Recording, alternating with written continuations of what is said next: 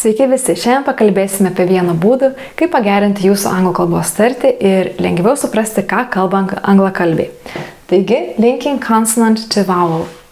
Anglų kalboje, kai vienas žodis baigėsi priebalse, o kitas žodis iš karto einantis po jo prasideda balse, šiuos žodžius sujungsime į vieną junginį ir tarsime tarsi vieną žodį.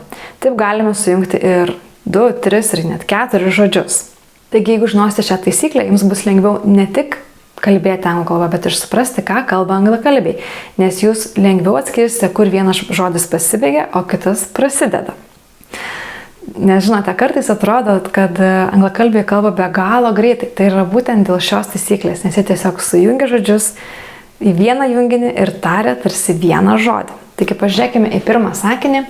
We write it like this. Taigi write baigėsi garsu T, tai yra priebalsė. Atkreipkite dėmesį, kad žiūrime ne į tai, kaip rašome žodį, bet į tai, kaip jį tariame. Taigi šis žodis baigėsi priebalsė, o šis prasideda balse I. Tai šios du žodžius tarsime ne kaip du atskirus, ne write it, bet write it. Write it.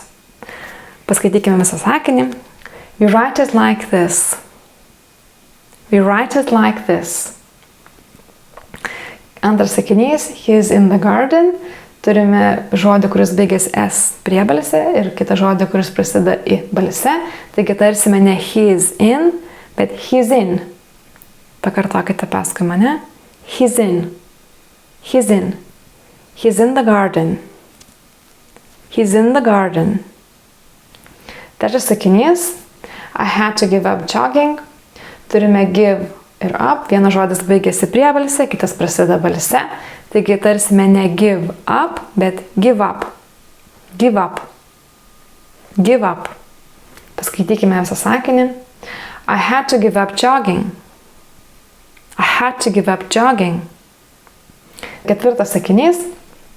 Turėsime net 3 sujungimus. He had it in his office.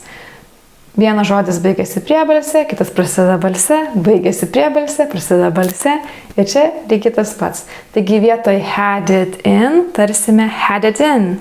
Pakartokite paskui mane. Had it in.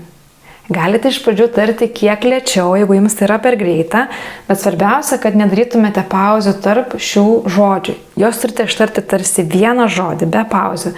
Taigi had it in. Had it in. Dabar kiek greičiau. Had it in. Had it in.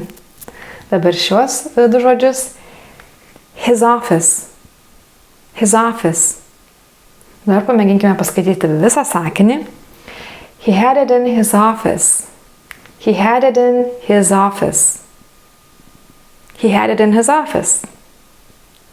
Dabar 5 sakinys turėsime 2 sujungimus. Taigi vietoj is Alvin over, tarsime is Alvin over. Is Alvin over.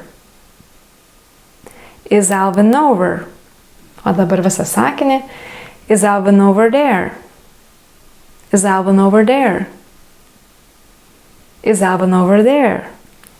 Tikiuosi jums pavyko ištarti ir sujungti šios žodžius į vieną junginį, kuriuos reikėjo sujungti. Jeigu nepavyko, bandykite dar kartą. Aš jums patarčiau daugiau pasipraktikuoti, pasimti anglų kalbos knygą arba tiesiog žurnalą kokį ir susižymėti, kurie žodžiai turėtų būti sujungiami ir juos taip paskaityti. Nes jūsų geriausias draugas yra praktika, kuo dažniau ir daugiau praktikuositės, tuo greičiau įprasite tarti žodžius tinkamai ir juos jungti į vieną junginį, kai reikia jungti. Ir tuo lengviau gebėsite suprasti, ką kalba anglakalbiai. Taigi linkiu jums sėkmės praktikuojantis ir iki kitų susitikimų.